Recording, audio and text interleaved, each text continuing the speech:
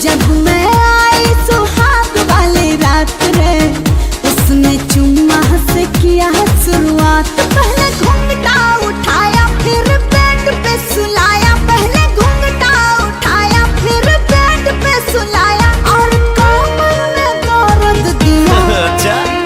रख दिया बुता के पिया क्या किया हो, रख दिया बुता के पिया क्या किया, रख दिया बुता के पिया क्या किया, रख दिया बुता के पिया क्या किया।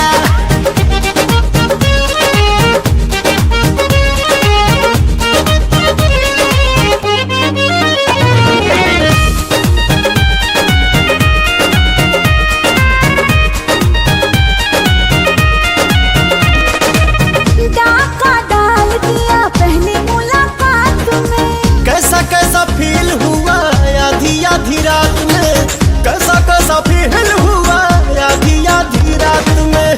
डाका डाल दिया पहली मुलाकात में, कैसा कैसा फील हुआ आधी आधी रात उसने में। उंगली दबाई मैं बहुत छटपटाई, उसने उंगली दबाई मैं बहुत छटपटाई, मुझे रात में न सोने दिया।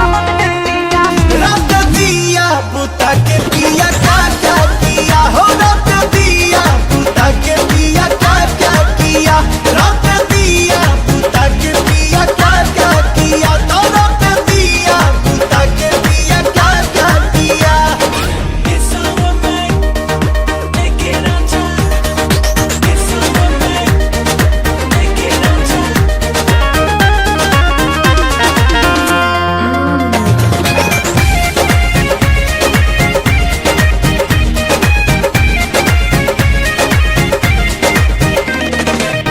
रात झकझोरी में तोड़ दिया चूड़ी, हमको बता दे रानी क्या थी मजबूरी, हमको बता दे रानी क्या थी मजबूरी। रात झकझोरी में तोड़ दिया चूड़ी, हमको बता दे रानी क्या थी मजबूरी। जब कुंडी लगाया मेरा दिल घबराया, जब कुंडी लगाया मेरा दिल घबराया, मम्मा पाके मजा ले लिया।